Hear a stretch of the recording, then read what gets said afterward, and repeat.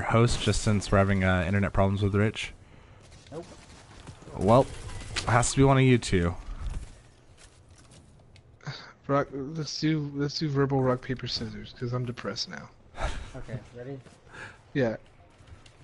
One, two, three, scissors. Paper. Yeah, still one. Fuck yeah. That was brilliant. You guys did amazing. I'm really impressed with both of you right now. Hell yeah, that's what I'm talking about. Yeah, go ahead, Rich. You're good. Okay, hold on. Let me get into this cave. I'm not gonna say Eyes Up Guardians, or should I? You just did, so I think that's fine. Okay. This is our second attempt at the official podcast for the Twin Stick Guardians clan, the official PlayStation 4 Destiny 2 clan for the Twin Stick Radio podcast. I am your host and fire team leader Rich, and I'm here with my other fire team members, Chris and Trey. I resent you being the fire team leader. I'm sorry. I don't. I'm just the badass who does everything amazingly. You're the Raphael of the Twin Stick Guardians fire team. Exactly. Fuck yeah. People are just like, holy shit, that guy's ridiculous. How come he's not leader? And then you're like, it's because of his attitude. He's just a bad seed in a good world. He's a bad seed in a good world. So you're Dean Ambrose. You're so dumb. Anyway, no, I'm Seth Rollins because I can turn. It gives us the opportunity to choose light or dark. I'm going dark, dude. I don't know if that will ever be a choice. I'm just saying, hypothetically speaking, if it ever happens, I'm going dark. What's your Guild Wars character again? It's a Asura Necromancer. That's pretty dark, so I guess it's pretty consistent with how you play games. It's a little alien. It's a little alien who thinks he's smarter than everybody, and he's a necromancer. Anyway, okay. You still there, Rich? So, oh, there you are. Yeah, I'm here. So we start the podcast with a segment we call Tech Talk, which is we explain what we did during the freaking test. The only one I can play. Yeah, like I think we did this earlier. I'm the only one that's actually been playing Destiny. Well, that's not true because I haven't been playing Destiny. I literally just started playing Destiny again today. I was gonna say, if you just played today, I don't necessarily know that counts. Exactly, because literally we talked about it on Twin Stick Radio this past week, which you can go watch on Twin Stick Radio, twitch.tv/Twin Stick Radio, and youtube.com/Twin Stick Radio in video format for the first time. There you go. I'm turning you slowly into the next Greg Miller. But you can go watch that, and we talk about it very, very in depth. That there are certain games on this planet that I will drop everything for, including Destiny, and Assassin's Creed Origins is one of them. So I've been playing the shit out of Assassin's Creed. However, Whitney and I did start playing Destiny today, just in time to get some faction rally in, and I picked up the Dead Orbit auto rifle called the Guiding Star, and it's fucking awesome. It's a fucking laser when you put a kinetic recoil mod in one of your mod slots for your armor. 720 rounds a minute and 52 in the magazine is a freaking beast of an auto rifle. So if you haven't got it, go get it. I haven't been doing much, like I said earlier. Other stuff to play. I'll be back December 5th. But I respect that this is a game that doesn't require all of my time. Like it's really nice that I have that game I can come back to. When we were in the in-between episodes, Rich and Chris, you guys said that you wanted to talk about something about PC players, which I think might be a little bit interesting than rehashing the stuff we already talked about. Yeah, I agree. Yeah. Like, Rich had a problem with. Well, I'll let Rich go ahead, Rich. Okay, so I don't like to put people on blast, so I'm not going to say specifics. I'm just going to say one of the Destiny podcasts, which I listened to a few, but one of them I could not get through 15 seconds of the podcast before them referring to the PC or frames or fucking field of view or whatever the fuck it's called. It just seems like Destiny's becoming one of those, the next thing that's going to be dominated by the PC players. And It makes me feel like they're forgetting where we came from. You know what I mean? I could see that argument, and I mean, first of all, like let's be real. We live in a world where PC players kind of suck when you're a console player. Like they're constantly telling you how much better their game is, when really, like, a lot of the differences come down to having a really powerful PC, and B, aren't noticeable to the average person. Like, I think about Overwatch players a lot. Overwatch players are like that, and I'm an Overwatch player on PC. But you also have to imagine that, like, as much as there's that big streamer and YouTuber community that's fully switched over to PC right now to cover this game, like, you know, same with Overwatch, there's still more people playing on console. It kind of sucks that, like, the new shiny thing is out and people don't want to represent the community anymore. They would just, you know, they want to switch over to a platform that really caters to a small minority of people that can play games. Yeah. I think that's kind of the issue, is that for the most part, let's take streamers in general. For the most part, they all already have beefy PCs because they're streamers, right? Mm-hmm. Either they were sent to them or they built them from donations or Patreon or whatever it is. So they already have beefy PCs to begin with. So why not play the game on the best possible thing you can? But I can kind of agree with Rich to the point where it's like guys who usually do like weapon reviews, right? I tried to look up earlier in the week what is worth chasing from the faction rally, but every normal YouTuber that I would go to see, okay, like these guys are doing reviews for these weapons, they were all doing reviews for the PC, and it's like I'm not on PC, so your review is null and void to me, because we all know the meta on PC right now is hand cannons, and even that aside, weapons on PC feel completely different than they do on console. And there's only a handful of people doing console reviews anymore. And again, you can't necessarily fault them for it. That's just how they want to cover their game. They have the choice to cover their game all they want. Well, I'm gonna fault them for it because they said, "Oh, I'm not gonna be primarily PC. I'm not gonna forget where I came from." Blah, well, blah, I mean, blah. if they've come out in public and said that, then yeah, then they're kind of being hypocritical. But dude, if we had more people, if our entire clan was able to play on PC, you bet your ass we'd all be on PC. Let's be completely honest. Like this game looks fucking stupid on PC. How good it is. And even then, Yeah, but I'm gonna blow a load over it like fucking certain somebody does. Yeah. Yeah, I do get where you're coming from, because like I don't think we're Destiny experts, so you know, I understand the game. Well, I think we all understand the game to an extent. I understand how the guns work, and I understand what's good about a gun and what's bad about a gun.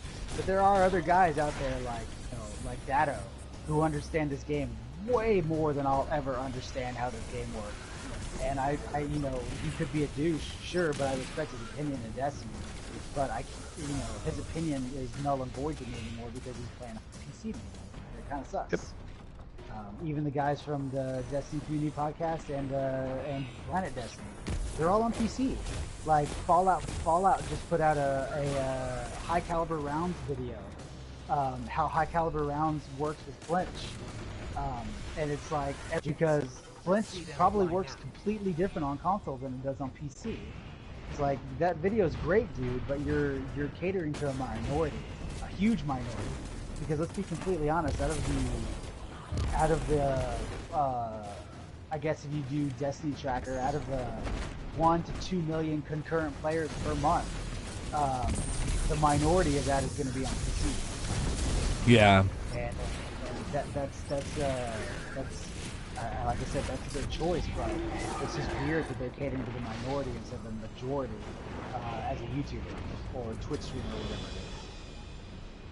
Well, I mean, you know, I think that there's a certain degree of, like, hey, wherever you want to play the game, it's cool to play it, but at the end of the day, like, Destiny 2 was made primarily as a PC game, or as a console game. You know, like, the main team didn't even work on the PC port of it, and I think part of that is because getting it out on console was way more important. and it's a shame for people to be drawing lines like that. But you know, Bless you. thank you. It's really important to have a mute button right in front of you.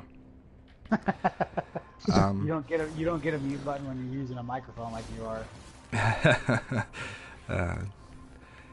Anyway, anything else for Tower Talk? Want to talk about shit about PC players and their frames some more? I just don't want to. I just don't want a fucking man near orgasm every time he talks about frames in my ear. I don't, and I mean, these people have been playing on console for so long, and maybe that's where it is. Like, maybe it's like, hey, like, I remember when I first got my PC, like, I was very blown away by it. I'd never, like, seen games the way that I'd seen it, but now I'm back on PlayStation 4, so obviously, like, it wasn't as impactful as I thought it was going to be at the time. I mean, Right, and that's the thing is, and that's yes, it's the shiny new toy. You know, like when I got my Les Paul, for a long time, I mean, this is probably a bad thing because I still play my Les Paul constantly because I just love that guitar. But I played it when I first got it. I played it more so because it was a shiny new toy. It was great and it's new and I loved it and it was, you know, everything I could ever want. And even now, like I'll put it down and pick up one of my other guitars and play my other guitars because I understand, like, you know, Les Paul doesn't do everything I need it to do. That may not be the best analogy in the world, but it's more of a trying to draw a parallel to like a shiny new toy. Destiny on PC is a shiny new toy. It's that new thing that everybody's really enjoying, and it's noticeably shinier and it's noticeably prettier. But I think the problem, like I said, the problem is that at least for us, yes, we have a clan and we could totally get Destiny on PC, but we don't have anybody to play with. But streamers have an entire audience that was willing to drop everything to play with them.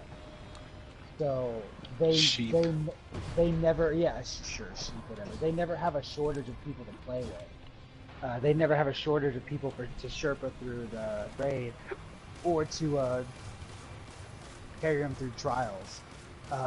And that's the advantage of being, you know, one of the cool kids and one of the popular kids compared to us who are the nerds who are still loving Destiny on PS4. All that being said, if you want to buy us a copy of Destiny 2 on the PC, I would not say no. Very true. And if you want to play with us, I would also not say no. Yeah. Guys, we're becoming the people we're talking about. As we stream from a PS4, not a PC. Yeah, I mean, it's funny too because like as I was setting up the stream on my end, since we're just having internet problems, I was even like, you know what? I have like 2 different Elgatos I can use. I have OBS on my PC, and I was like, nah, we'll just do it through the PS4. Yeah, it'll work just as well. You want to talk about Osiris? Sure, Yeah. let's do it. Oh my god. Okay, first of all, how awesome does he look? I mean, Chris has always said that he's like the best looking warlock ever, so I think Osiris is putting Chris's warlock to shame right now. No. Oh, I see what you mean. You're saying my warlock is the best Yeah. warlock ever. Yeah. Yes, that is 100% true. Yeah, well, Osiris looks like a shriveled up old man dick compared to my warlock. I don't know. I think no, Osiris he's got is a the bandana over only his cool face. warlock we've ever seen in Destiny. He's got a No, bandana Osiris- for Christ's sake. Looks badass. It really, really does. More so than even like the Trials gear from Destiny 1. Mhm. He just looks fucking cool as shit. I like him. I like his ghost. I really want his ghost. Like the shell, some way. Apparently, his ghost is going to be voiced, so that's pretty cool. Yeah. Yeah, the by first, go ahead. Yeah, no, the first female ghost, which is pretty interesting. Well, up until, correct me if I'm wrong, up until this point, we've only heard our ghost talk, right? Yeah, that's right. Yeah, that's right. Yeah. Yeah. So I think that's pretty neat. Yeah, and did y'all notice that he was using a Vex Mythic class? He Or- is not using that's what a it looked. Vex class. That's what it looked like to me. Nope, he is not using a Vex class. Dude, when that trailer dropped, as soon as the Sony press conference was over with, I painstakingly went through that video and was freezing and was stopping in certain frames just to double check stuff. And he's not using Vex Mythoclast. He's using some scout rifle that looks all Vexified. That's something I've never seen before. Okay. So, He was yeah. one-shotting Minotaurs with it too. Yeah, it's because he's Osiris. And also, it was like a cutscene. Yeah. Can you imagine? I was gonna say, can you imagine if they gave us a scout rifle that let us one-shot Minotaurs? That'd be amazing. No, it would not. I like having to fight with Minotaurs. I mean, I like listening to Chris complain about having to fight Minotaurs, so that would definitely ruin my gameplay experience. I'm not the one who do I complain about? Yeah, no, I you and complain Whitney about both are the worst about complaining about Whitney- Minotaurs. Whitney's the one that complains about Minotaurs the most. I complain about those little fallen that like Yeah. scurry across the floor. Those guys piss me off. What? Well, because I'm thinking about it now. Like, you complain about the Taken, you complain about all the Fallen, you complain about Minotaurs. Like, I actually would be really... I think the only one that you don't complain about is the Hive, and that's because we never have to fight them. It's because Bungie's really good at creating enemies that are fucking annoying. Yeah. Like, there's one enemy in every group that's just fucking annoying. Minotaurs and their damn teleporting. Yeah. Like, stop teleporting. The Vandals and they're scurrying across the floor. Like, stop moving. You're going to die anyway. I am going to kill you. You're just prolonging this killing of mine. The Taken, it's those damn fucking Scions that replicate. It's like, it takes one shot with a better devil to kill him. And like, as you're pulling the trigger, the game's like, oh, he's pulling the trigger, duplicate. Are you kidding me? Fuck, man. Anyway. So, yeah. the basic premise of the story from what we know so far is Vex have opened the time gate, and in the trailer, Osiris is walking through that time gate, right? Well, here's the deal. Like, if we're gonna break down the trailer, here's what I noticed. Osiris walks through what looks like a Vex teleport gate or a time gate or something like that. The normal things that we see on Nessus.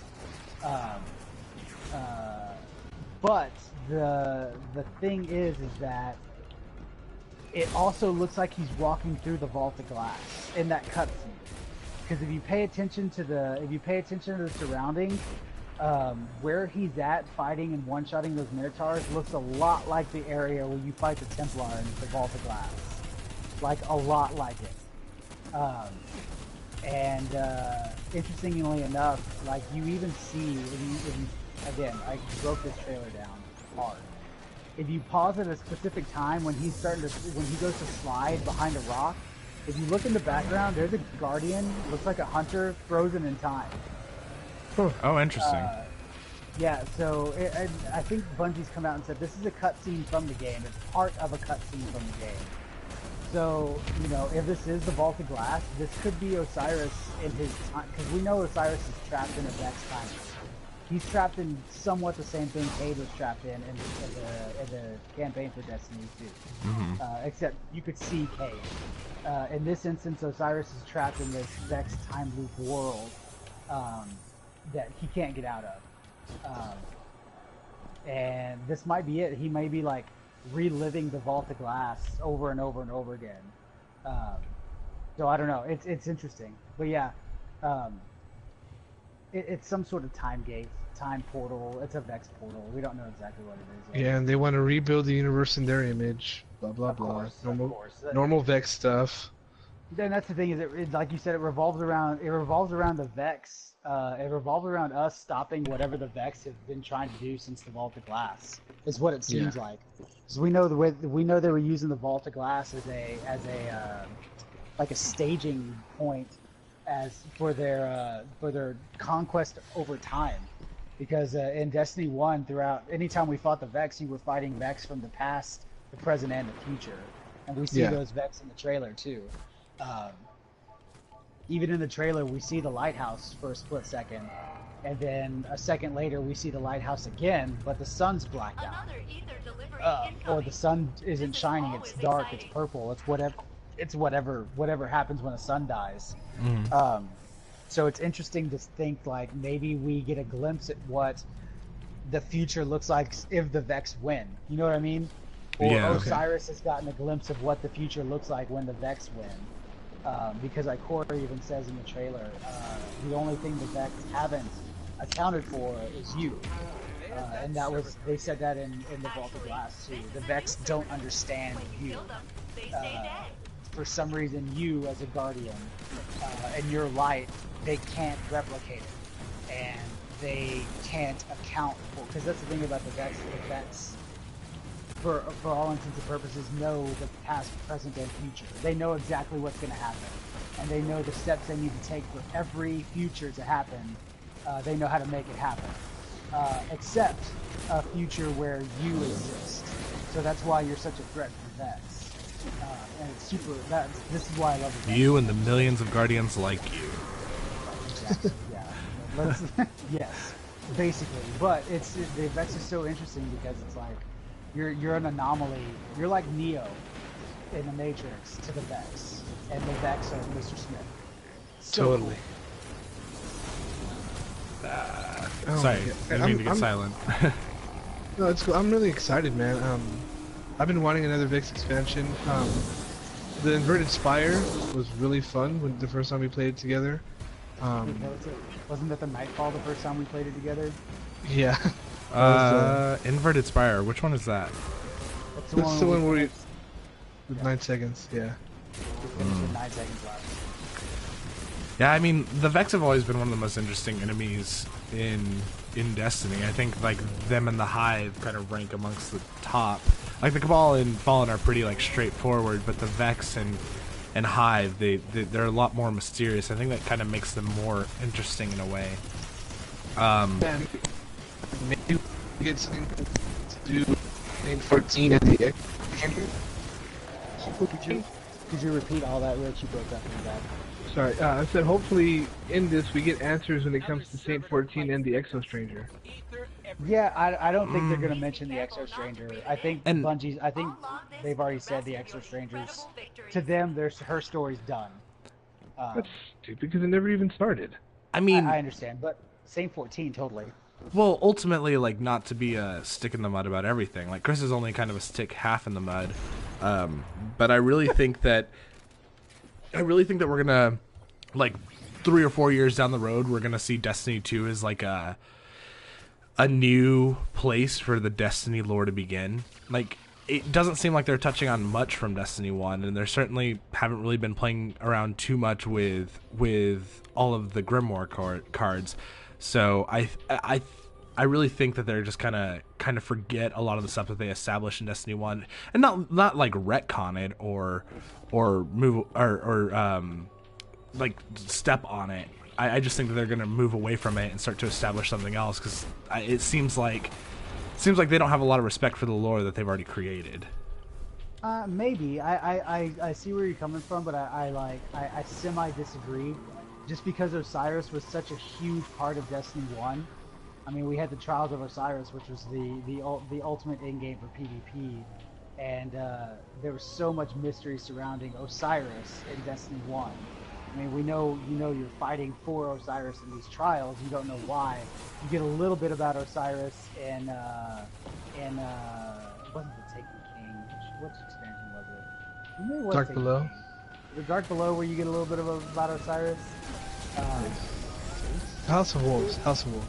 Because Trials okay. came with House of Wolves, yeah. Okay, yeah, one of the expansions, you got a fairly decent backstory, which is where we learned Osiris is trapped in the Vex kind of network or whatever it is. Yeah, well, we learned. They I'm sorry, go even ahead. mentioned it a little. They even mentioned it a little bit in Vault of Glass, just a little bit. So like, I totally get where you're coming from, where they're kind of not retconning Destiny 1 lore. Just moving but away they're from definitely it. writing- Let yeah, they're it moving be. away from writing new stuff. I get that, but I to your point, I hope they don't, because I really think Toland can play a huge part in Savathun if they ever bring that in.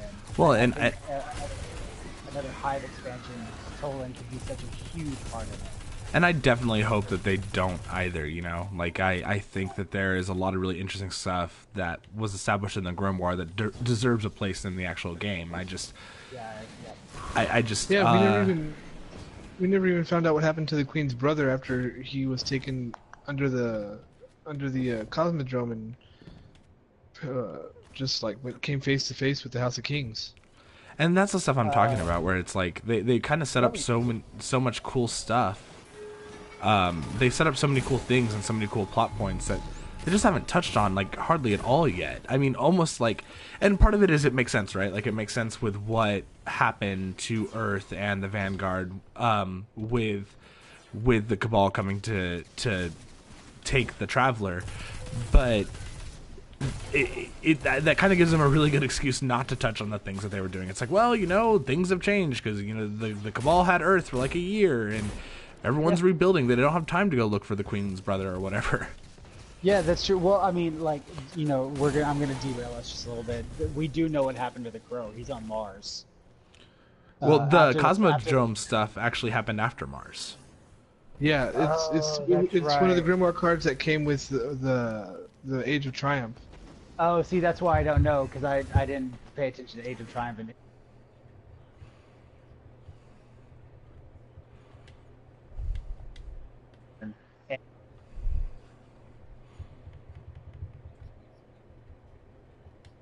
He was captured by a couple.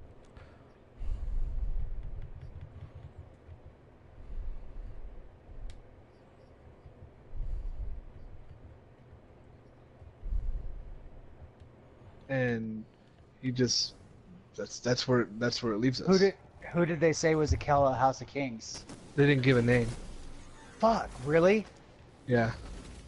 Yeah, Because interesting. all he told the Vandals was, if you're taking me to your kill, expect blood. Okay, so here is Spinfoil hat before we get too far into Osiris. What if, because we know the Fallen, as of Destiny 2, are uniting under one house banner. All the Fallen are uniting under one house banner. Which seems to be the House of Judgment. It seems to be, well, no, it's that purple one. It's that purple, it's the purple... It's a purple banner with, like, that House of Judgment, like, sigil on it. It looks like the House of Judgment, but yes. What are the possibilities that it ended in blood, and the Crow is the one controlling this Fallen house? Well, and that's what people suspect. Like, there's a lot of lore videos out there that seem to think that Varix and the Crow are now the leaders of the house, this big House of Fallen. But yeah, dude, that'd be badass. So actually, you know what? That would actually make sense because there's a secret. We did it, Trey. Remember that one of the adventures on Titan. You end up chasing this fallen captain throughout the entire mission, and at the end, he's fighting a hive. He's fighting a hive knight, and if you help the fallen kill the hive knight and not kill the fallen almost thanks you and leaves you alone and gives you the reactor that Sloan sends you to go get.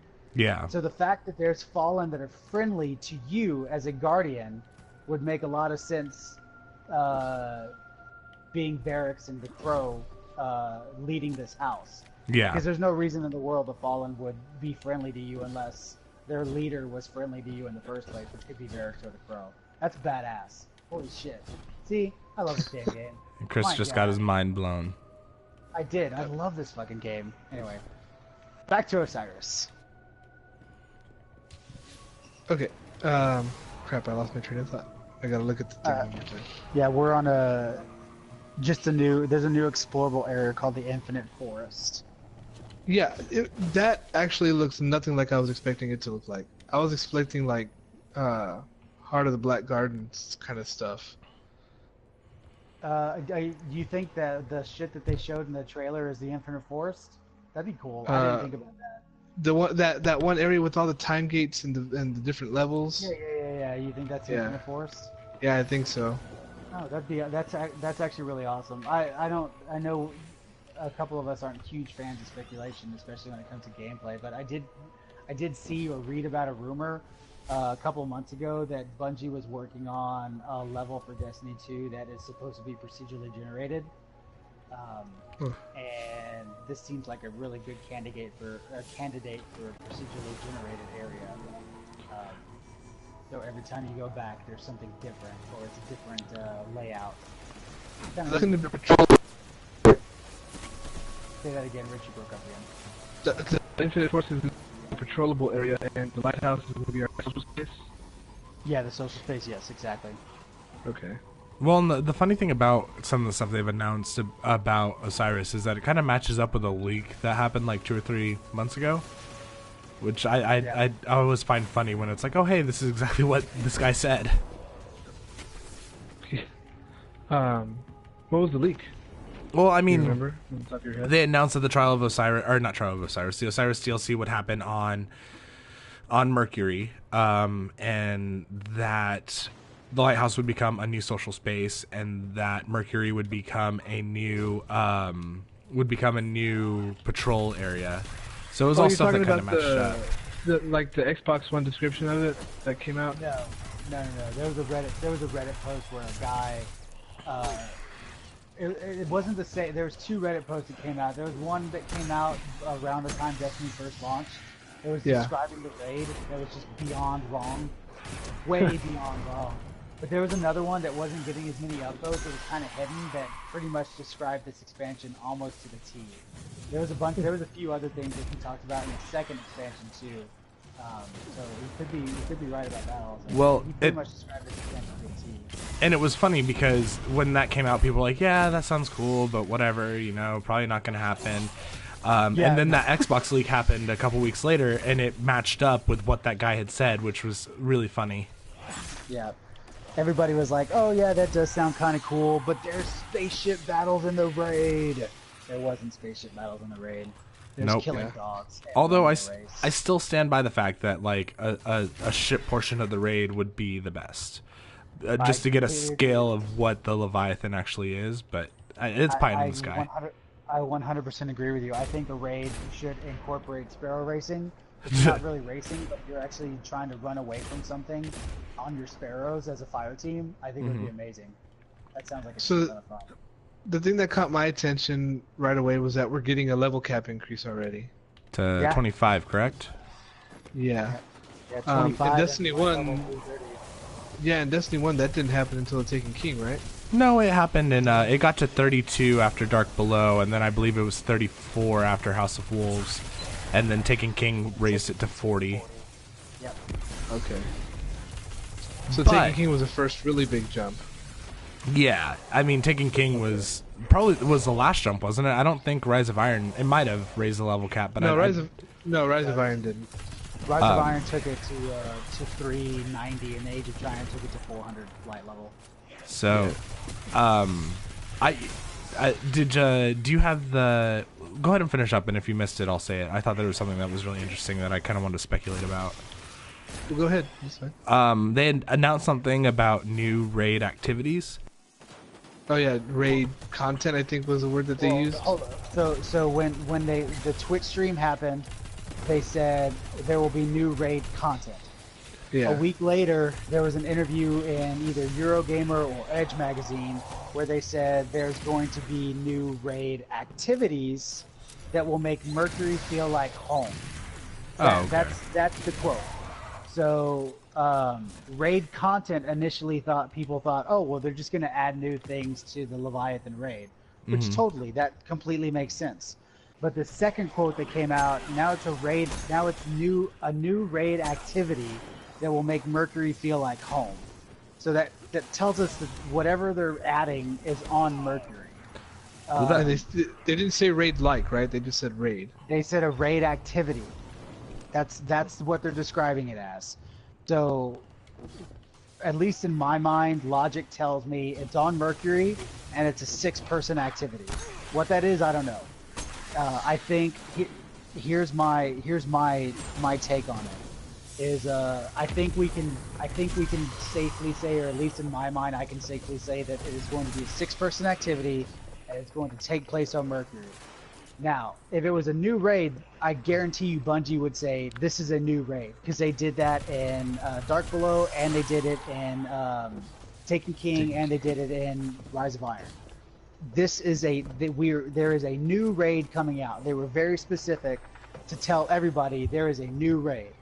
The fact that they're not saying, hey, there's a new raid, lets me know it's not a new raid. However, and here comes the Spinfoil hat again, a raid activity, I'm thinking they might have remastered Vault of Glass. See, that was my thought. That was my thought too. Yeah, especially since the Osiris trailer. Like I said, I'm pretty damn sure he's in the Vault of Glass. But fellow clan member TJ speculates Horde mode. A Horde mode would be cool. I think a 6-person Horde mode would be badass. I'm not gonna lie. Like, I would love to have a Horde, like a firefight from Halo. Yeah. In Destiny, yes. Okay, However, so can I put Spinfoil on real quick? Yeah, go for it, dude. Okay, if we're gonna go with Horde mode, 6-person Horde mode, I think the objective of the Horde mode would be to last however many rounds we need to get to Saint 14, who is technically immortal since he's an Exo. Since he's an Exo, and this with the speaker probably being dead, that's Saint 14's like father figure, pretty much. Saint 14's speaker is 100% dead. Yeah, so Saint 14, they're not gonna want to leave the speaker. They're not gonna kill the speaker without Saint 14 knowing that he's dead. I think that story. Yeah, I think... That's a strong Spinfoil hat. You want to say something about how 9/11 was an inside job now? Yeah, like, I think, you know, I guess, yes, I think Osiris is going to be the new speaker, personally. That's the whole reason we're going to find him. But I also don't think Saint 14 is going to come up in this expansion.